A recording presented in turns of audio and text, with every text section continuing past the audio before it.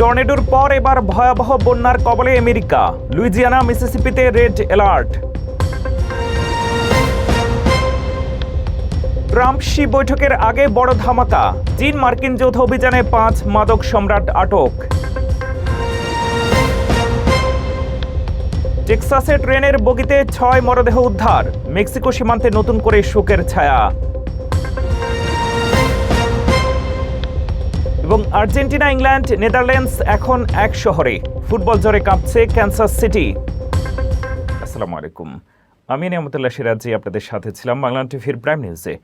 শুনছিলেন এসএনএস হুমলন সংবাদ শিরোনাম, এবারে জানাবো বিস্তারিত। আমেরিকার দক্ষিণ পূর্ব উপকূলে শক্তিশালী ঝড়ের তাণ্ডবে বিপর্যস্ত জনজীবন। লুইজিয়ানা থেকে ফ্লোরিডা পর্যন্ত ভারী বর্ষণে দেখা দিয়েছে আকস্মিক বন্যার আশঙ্কা। মাদার্স ডেতে শুরু হওয়া এই প্রাকৃতিক দুর্যোগে কোথাও টর্নেডোর ধ্বংসযজ্ঞ, আবার কোথাও বড় আকারের শিলাবৃষ্টির কবলে পড়েছে বিস্তীর্ণ জনপদ। প্রকৃতির এই রুদ্ররূপ আর বন্যার সতর্কতা নিয়ে বিস্তারিত থাকছে প্রতিবেদন। যুক্তরাষ্ট্রের দক্ষিণ ও দক্ষিণ পূর্বাঞ্চলীয় রাজ্যগুলোতে প্রকৃতির তাণ্ডব থামছেই না। গত কয়েকদিনের ভয়াবহ টর্নেডো ও শিলাবৃষ্টির পর আজ সোমবার নতুন করে আকস্মিক বন্যার সতর্কতা জারি করা হয়েছে। বিশেষ করে লুইজিয়ানা, মিসিসিপি এবং আলাবামার বিস্তীর্ণ এলাকা এখন প্রবল বন্যার ঝুঁকিতে রয়েছে। মা দিবস সপ্তাহান্তেই টেক্সাস থেকে মিসিসিপি পর্যন্ত বড় আকারের শিলাবৃষ্টি এবং শক্তিশালী টর্নেডো আঘাত হানে। এতে লুইজিয়ানা ও মিসিসিপির অনেক স্থানে 3 থেকে 6 ইঞ্চি পর্যন্ত বৃষ্টিপাত রেকর্ড করা হয়েছে। ঝড়ো হাওয়ার কারণে অনেক ঘরবাড়ি ক্ষতিগ্রস্ত হয়েছে এবং বিদ্যুৎ বিচ্ছিন্ন হয়ে পড়েছে হাজার হাজার মানুষ। আবহাওয়াবিদরা জানিয়েছেন, সোমবার সকাল থেকেই ইন্টারস্টেট করিডোর সংলগ্ন নিউ অরলিন্স থেকে ফ্লোরিডার জ্যাকসনভিল পর্যন্ত ভারী বর্ষণ শুরু হয়েছে। ড্যামেজিং উইন্ড বা ধ্বংসাত্মক বাতাস এবং বড় আকারের শিলাবৃষ্টির কারণে জনজীবন বিপর্যস্ত হওয়ার আশঙ্কা রয়েছে। মঙ্গলবার নাগাদ এই ঝড়ো হাওয়া ফ্লোরিডার দিকে অগ্রসর হতে পারে। তবে এই অতিবৃষ্টির একটি ইতিবাচক দিকও দেখছেন বিশেষজ্ঞরা। ফ্লোরিডার যে অঞ্চলগুলো দীর্ঘদিনের দাবদাহ ও খরার কবলে ছিল, এই বৃষ্টি সেই খরা কাটাতে সাহায্য করবে। তবুও বন্যার ঝুঁকি বিবেচনায় স্থানীয় প্রশাসন বাসিন্দাদের সতর্ক থাকার নির্দেশ দিয়েছে। গত সপ্তাহে মিসিসিপিতে টর্নেডোর যে ধ্বংসলীলা দেখা গেছে, তার রেশ কাটতে না কাটতেই এই নতুন প্রাকৃতিক দুর্যোগ দুশ্চিন্তাও বাড়িয়ে দিয়েছে।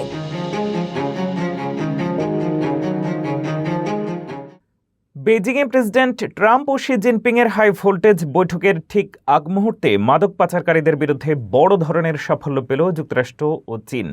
দুই দেশের গোয়েন্দা সংস্থার এক বিরল যৌথ অভিযানে গ্রেফতার করা হয়েছে 3 আমেরিকান এবং 2 চীনা নাগরিককে। ফ্লোরিডা থেকে চীনের গুয়াংডং পর্যন্ত বিস্তৃত এই অভিযানে বিপুল পরিমাণ প্রাণঘাতী মাদক উদ্ধার করা হয়েছে। চীনের রাষ্ট্রীয় গণমাধ্যম সিসিটিভি জানিয়েছে, এপ্রিলে পরিচালিত এই অভিযানে প্রোটোনিতাজিনের মতো বিপজ্জনক রাসায়নিক জব্দ করা হয়েছে। এই সাফল্যকে দুই দেশের মাদক বিরোধী সহযোগিতার ক্ষেত্রে একটি বড় মাইলফলক হিসেবে দেখা হচ্ছে। বিশেষ করে ফ্যান্টানিল পাচার রোধে ওয়াশিংটন ও বেজিংয়ের এই ঐক্যবদ্ধ অবস্থান অপরাধী মহলে কড়া বার্তা দিচ্ছে। বিশ্লেষকরা মনে করছেন, ইরান যুদ্ধের কারণে পিছিয়ে যাওয়া ট্রাম্পের এই বেজিং সফর এখন বিশ্ব রাজনীতির কেন্দ্রবিন্দুতে। মাদকের শুল্ক নিয়ে চলমান টানাপোড়েনের মাঝে এই যৌথ গ্রেফতার অভিযানে দুই দেশের কূটনৈতিক বরফ গলাতে বড় ভূমিকা রাখতে পারে। যুক্তরাষ্ট্রে বিনিয়োগের মাধ্যমে স্থায়ীভাবে বসবাসের জন্য ডোনাল্ড ট্রাম্পের ঘোষিত গোল্ড কার্ড কি তবে বড় ধরনের আইনি চ্যালেঞ্জের মুখে? খোদ ট্রাম্প পরিবারের ঘনিষ্ঠ আইনজীবীরাই এখন এই ভিসা কর্মসূচি নিয়ে তুলছেন গুরুতর প্রশ্ন। যেখানে $1 মিলিয়ন বিনিয়োগের প্রস্তাব দেওয়া হচ্ছে, সেখানে কেন এই বিমুখতা? বিস্তারিত থাকছে আজকের বিশেষ প্রতিবেদনে। যুক্তরাষ্ট্রের অভিবাসন অঙ্গনে বর্তমানে সবচেয়ে আলোচিত এবং বিতর্কিত বিষয় হল প্রেসিডেন্ট ট্রাম্পের চালু করা গোল্ড কার্ড ভিসা। $10 থেকে $20 লক্ষ খরচ করে দ্রুত নাগরিকত্বের যে স্বপ্ন এই প্রোগ্রাম দেখাচ্ছে, তাকে আইনগতভাবে ভিত্তিহীন ও অনৈতিক বলে আখ্যা দিচ্ছেন দেশটির নামকরা অভিবাসন আইনজীবীরা। মেলানিয়া ট্রাম্পের আইনজীবী মাইকেল ওয়াইলস থেকে শুরু করে রন ক্লাসোর মতো বিশেষজ্ঞরা এই প্রোগ্রামের আবেদন নিতে অস্বীকৃতি জানাচ্ছেন। তাদের মতে এটি কংগ্রেসের অনুমোদিত কোনো স্থায়ী আইন নয়, বরং একটি প্রশাসনিক আদেশ মাত্র, যা যে কোনো সময় আদালতে বাতিল হতে পারে। আবেদনকারীদের গুনতে হচ্ছে $15,000 অফেরতযোগ্য ফি। অথচ সরকারি তথ্য বলছে 338টি আবেদনের মধ্যে মাত্র 59 জন পরবর্তী ধাপের সুযোগ পেয়েছেন। বাণিজ্য সচিব হাওয়ার্ড লাটনিক একজনের অনুমোদনের দাবি করলেও গুঞ্জন রয়েছে সেটি আসলে র্যাপার নিকি মিনাজকে দেয়া একটি স্মারক মাত্র, কোনো বৈধ ভিসা নয়। আইনজীবীরা তুলনা করে দেখাচ্ছেন যে প্রতিষ্ঠিত EB-5 ভিসায় $8 লক্ষ বিনিয়োগের যেখানে সপরিবারে গ্রিন কার্ডের নিশ্চয়তা থাকে, সেখানে গোল্ড কার্ডে পরিবারের প্রতিটি সদস্যদের জন্য আলাদাভাবে $10 লক্ষ দাবি করা হচ্ছে। সাথে থাকছে বিশ্বজুড়ে অর্জিত আয়ের ওপর চড়া ট্যাক্সের ঝুঁকি। চটকদার বিজ্ঞাপনে প্রলুব্ধ না হয়ে সম্পদশালী বিদেশিদের বৈধ ও প্রতিষ্ঠিত পথেই যুক্তরাষ্ট্রে আসার পরামর্শ দিচ্ছেন বিশেষজ্ঞরা। অন্যথায় বিপুল অর্থ বিনিয়োগের পরও অনিশ্চয়তায় পড়তে পারে তাদের অভিবাসন স্বপ্ন। টেক্সাসের লারেডো সীমান্তে একটি মালবাহী ট্রেনের বগি থেকে 6 জনের মরদেহ উদ্ধারের ঘটনায় চাঞ্চল্য ছড়িয়েছে। অতিরিক্ত গরম নাকি অন্য কোনো কারণে এই মৃত্যু, তা নিয়ে তদন্ত শুরু করেছে স্থানীয় পুলিশ ও হোমল্যান্ড সিকিউরিটি। বিস্তারিত আরও জানুন প্রতিবেদনে। টেক্সাসের লারেডোতে একটি মালবাহী ট্রেনের বগি থেকে 6 জনের মরদেহ উদ্ধারের ঘটনায় নতুন করে শোকের ছায়া নেমে এসেছে। রবিবার স্থানীয় সময় বিকেলে 3:30টার দিকে মেক্সিকো সীমান্তের নিকটবর্তী ইউনিয়ন প্যাসিফিক রেল ইয়ার্ডে রুটিন তল্লাশির সময় এই মরদেহগুলো পাওয়া যায়। লারেডো পুলিশ বিভাগ এবং হোমল্যান্ড সিকিউরিটি ইনভেস্টিগেশন বর্তমানে এই রহস্যজনক মৃত্যুর তদন্ত করছে। তদন্তকারীরা জানিয়েছেন, মৃতদের পরিচয়, বয়স কিংবা তারা অভিবাসী কিনা তা এখনও নিশ্চিত হওয়া যায়নি। লারেডো পুলিশের মুখপাত্র জো বায়েজা জানান, তদন্ত কেবল প্রাথমিক পর্যায়ে রয়েছে, তাই মৃত্যুর সঠিক কারণ বলা যাচ্ছে না। তবে ঘটনার দিন লারেডোর তাপমাত্রা ছিল 90 ডিগ্রি ফারেনহাইটের উপরে। বদ্ধ লোহার বগির ভিতরে প্রচণ্ড গরমে শ্বাসরোধ হয়ে তাদের মৃত্যু হয়েছে কিনা তা খতিয়ে দেখা হচ্ছে। ইউনিয়ন প্যাসিফিক কর্তৃপক্ষ এই ঘটনায় গভীর শোক প্রকাশ করেছে এবং প্রশাসনকে পূর্ণ সহযোগিতার আশ্বাস দিয়েছে। এই মর্মান্তিক ঘটনাটি 2022 সালে সান আন্তোনিওতে একটি ট্রাকের ভেতর 53 জন অভিবাসীর মৃত্যুর সেই ভয়াবহ স্মৃতি মনে করিয়ে দিচ্ছে। যেহেতু ইউনিয়ন প্যাসিফিক রেলপথটি সরাসরি মেক্সিকোর সাথে যুক্ত, তাই ধারণা করা হচ্ছে এটি কোনো মানব পাচার বা অবৈধভাবে সীমান্ত পারাপারের চেষ্টার করুণ পরিণতি হতে পারে। লারেডো পুলিশ একে একটি অত্যন্ত দুর্ভাগ্যজনক ঘটনা হিসেবে অভিহিত করেছে। বর্তমানে টেক্সাস রেঞ্জার্স এবং সীমান্ত সুরক্ষা বাহিনী সম্মিলিতভাবে ঘটনার প্রকৃত রহস্য উদ্ঘাটনের কাজ করছে। লারেডো পুলিশ জানিয়েছে, ময়না তদন্তের রিপোর্ট হাতে পেলেই মৃত্যুর আসল কারণ নিশ্চিত হওয়া যাবে। আমেরিকার নিউ জার্সিতে রোববারের রাত্রি ছিল আক্ষরিক অর্থেই এক বিভীষিকা। প্যাটারসন শহরের ব্যস্ত রাস্তায় যখন কাউন্সিলম্যান অ্যালেক্স মেন্ডেস তার সমর্থকদের নিয়ে কাজ করছিলেন, ঠিক তখনই বৃষ্টির মতো শুরু হয় গুলি। চোখের পলকে 5 জন মাটিতে লুটিয়ে পড়েন। শহরটি কি তবে প্রশাসনের নিয়ন্ত্রণের বাইরে চলে যাচ্ছে? বিস্তারিত থাকছে প্রতিবেদনে। যুক্তরাষ্ট্রের নিউ জার্সির প্যাটারসনে রোববার রাতে ঘটে গেছে এক বীভৎস গোলাগুলির ঘটনা। শহরের রোসা পার্কস বুলেভার্ড এবং গডউইন অ্যাভিনিউয়ের সংযোগস্থলে হঠাৎ শুরু হওয়া এই হামলায় অন্তত 4 থেকে 5 জন গুলিবিদ্ধ হয়েছেন বলে প্রাথমিকভাবে জানা গেছে। ঘটনার আকস্মিকতায় পুরো এলাকায় চরম আতঙ্ক ছড়িয়ে পড়ে। রাত প্রায় 9টার দিকে গুলির শব্দে কেঁপে ওঠে পুরো এলাকা। প্রত্যক্ষদর্শীরা জানিয়েছেন, ঘটনাস্থলে ডজন খানেক গুলির খোসা ছড়িয়ে ছিটিয়েছিল। সোশ্যাল মিডিয়ায় ভাইরাল হওয়া একটি গ্রাফিক ভিডিওতে দেখা যায় অন্তত 2 জন রক্তাক্ত অবস্থায় মাটিতে পড়ে আছেন এবং পুলিশ একজনকে জোরপূর্বক আটকে রেখেছে। সে সময় একজনকে চিৎকার করে আমার ভাইকে সাহায্য করো বলে আর্তনাদ করতে শোনা যায়। Paterson city councilman Alex Mendes, যিনি বর্তমানে মেয়র পদপ্রার্থী, ঘটনার সময় নিজের অফিসের খুব কাছেই স্বেচ্ছাসেবকদের নিয়ে কাজ করছিলেন। গুলির শব্দ শুনে তিনি নিরাপদ আশ্রয়ের জন্য দৌড়ে ভেতরে চলে যান। পরে ঘটনাস্থলে এসে তিনি ক্ষোভ প্রকাশ করে বলেন, এই শহর এখন সম্পূর্ণ নিয়ন্ত্রণের বাইরে চলে গেছে। পাসাই কাউন্টি প্রসিকিউটর অফিস এবং স্থানীয় পুলিশ পুরো এলাকাটি কর্ডন করে রেখেছে। হতাহতদের প্রকৃত সংখ্যা এবং তাদের বর্তমান শারীরিক অবস্থা সম্পর্কে এখনও বিস্তারিত কোনো আপডেট পাওয়া যায়নি। তবে এ ঘটনায় জড়িত কাউকেই এখন পর্যন্ত গ্রেফতার করা সম্ভব হয়নি। এই হামলা কি কোনো পরিকল্পিত ছিল নাকি গ্যাং ফাইট, তা খতিয়ে দেখছে পুলিশ। প্রেসিডেন্ট ট্রাম্পের নতুন আইনের প্রভাবে আমেরিকায় তীব্র খাদ্য সংকট দেখা দিয়েছে। বিশেষ করে অ্যারিজোনা রাজ্যে ফুড স্ট্যাম্প সুবিধা অর্ধেকে নেমে আসায় চরম বিপাকে পড়েছেন নিম্নবিত্ত পরিবারগুলো। 2 লক্ষ শিশুসহ লক্ষ লক্ষ মানুষ এখন খাবারের জন্য ফুড ব্যাংকগুলোর উপর নির্ভরশীল। আমলাতান্ত্রিক জটিলতা আর কঠোর শর্তের কারণে এই মানবিক বিপর্যয় নিয়ে আমাদের পরবর্তী প্রতিবেদন। যুক্তরাষ্ট্রে এখন আলোচনার কেন্দ্রে প্রেসিডেন্ট ট্রাম্পের সেই বিগ বিউটিফুল বিল। এই আইনের প্রভাবে দেশ জুড়ে খাদ্য সহায়তা বা ফুড স্ট্যাম্প কর্মসূচিতে বড় ধরনের ধস নেমেছে। বিশেষ করে অ্যারিজোনা রাজ্যে পরিস্থিতি ভয়াবহ রূপ নিয়েছে, যেখানে গত 1 বছরে প্রায় 50% মানুষের সরকারি খাদ্য সহায়তা বন্ধ হয়ে গেছে। এতে বিপাকে পড়েছেন লাখ লাখ নিম্নবিত্ত পরিবার ও শিশু। ভোর হতে না হতেই অ্যারিজোনার সরকারি অফিসগুলোর সামনে শুরু হয় ক্ষুধার্ত মানুষের দীর্ঘ লাইন। এদের মধ্যে কেউ অসুস্থ, কেউ বা কোলের শিশুকে নিয়ে এসেছেন একটু সাহায্যের আশায়। টিফানি হাডসনের মতো হাজারো মা এখন দিশেহারা। কোনো আগাম সতর্কতা ছাড়াই হঠাৎ করে তাদের মাসিক খাদ্য সহায়তা বা স্ন্যাপ বেনিফিট বন্ধ করে দেওয়া হয়েছে। ট্রাম্প প্রশাসনের নতুন নীতি অনুযায়ী আগামী 1 দশকে এই খাত থেকে প্রায় $187 বিলিয়ন খরচ কমানোর লক্ষ্য নির্ধারণ করা হয়েছে। কাজে যোগদানের নতুন কঠিন শর্ত এবং বাড়তি নথিপত্র জমা দেওয়ার বাধ্যবাধকতায় অ্যারিজোনার প্রায় 2 লাখ শিশু ইতিমধ্যে তাদের পুষ্টিকর খাবারের অধিকার হারিয়েছে।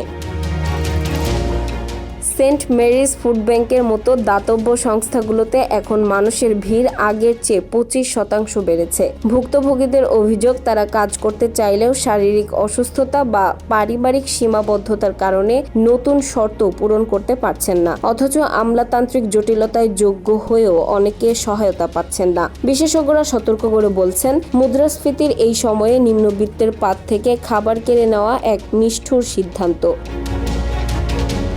অ্যারিজোনার এই চিত্র এখন কেবল শুরু। খুব শীঘ্রই এর ঢেউ পুরো আমেরিকায় ছড়িয়ে পড়ার আশঙ্কা দেখা দিয়েছে। খোদ আমেরিকার মাটিতে ক্ষুধার এই হাহাকার দেশটির ভবিষ্যৎ অর্থনীতি ও জনস্বাস্থ্যের জন্য এক বড় চ্যালেঞ্জ হয়ে দাঁড়িয়েছে। যুক্তরাষ্ট্রের মুসলিম সংখ্যাগরিষ্ঠ শহর হ্যামট্রামেকে কোরআন পড়ানোর হুমকিকে কেন্দ্র করে উত্তেজনা ছড়িয়ে পড়ে। তবে শেষ পর্যন্ত সেই কর্মসূচি বাস্তবায়ন হয়নি। বরং মুসলিম কমিউনিটির প্রতি সংহতি জানাতে রাস্তায় নেমে আসেন শত শত মানুষ। বিস্তারিত জানাচ্ছেন ফারজানা আফরোজ। রোববার বিকেল থেকে হ্যামট্রামেক সিটির আল ইসলাহ মসজিদ ও ইসলামিক সেন্টারের সামনে বিভিন্ন ধর্ম ও মতাদর্শদের মানুষ জড়ো হতে শুরু করেন। ফেসবুকে ছড়িয়ে পড়া ঘোষণায় বলা হয়েছিল বিকেল 5টায় সেখানে কোরআন সহ বিভিন্ন বই পড়ানোর কর্মসূচি পালন করা হবে। এই ঘোষণার পর থেকেই পুরো এলাকায় উদ্বেগ ছড়িয়ে পড়ে।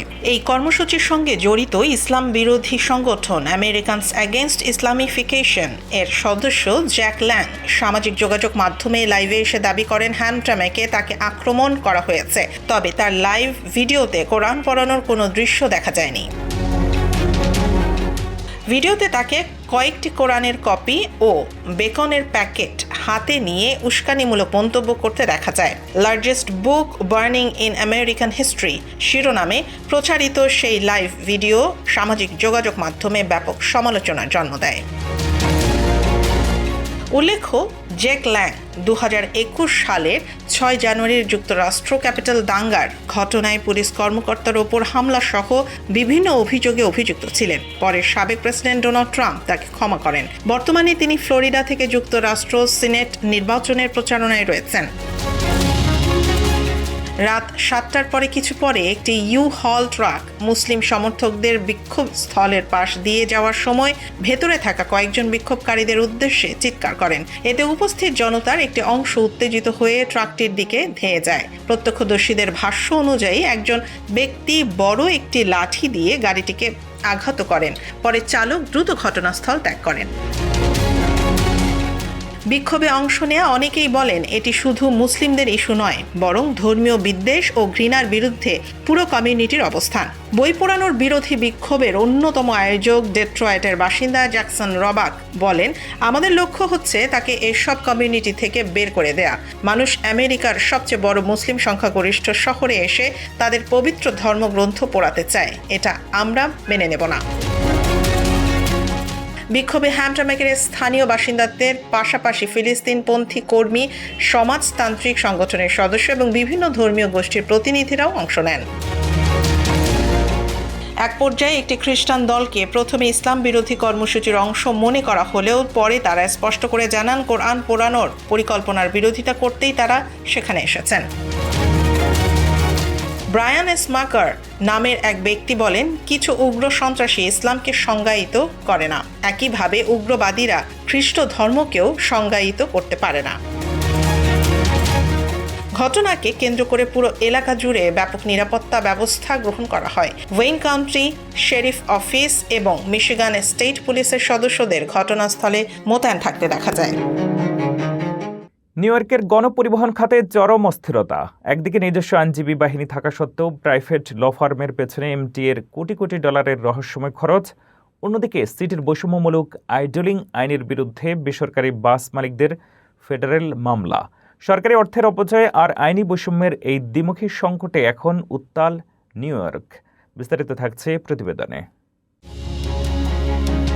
নিউ ইয়র্ক সিটির রাস্তায় ইঞ্জিন চালু করে দাঁড়িয়ে থাকলেই গুনতে হচ্ছে মোটা অঙ্কের জরিমানা। আর এই আইনকে পুঁজি করে লাখ লাখ ডলার আয় করছেন কিছু সাধারণ মানুষ, যাদের বলা হচ্ছে বাউন্টি হান্টার। এবার এই বৈষম্যমূলক আইনের বিরুদ্ধে ফেডারেল আদালতে মামলা ঠুকে দিয়েছে আমেরিকার বেসরকারি বাস মালিকদের সংগঠন আমেরিকান বাস অ্যাসোসিয়েশন। অভিযোগে বলা হয়েছে 2020 সাল থেকে এ পর্যন্ত সরকারি বাসগুলোকে 4000-এরও বেশি আইডলিং সমন বা টিকিট দেওয়া হয়েছে, যার জরিমানা বাবদ বাস কোম্পানিগুলোর গুনতে হয়েছে কয়েক লাখ ডলার।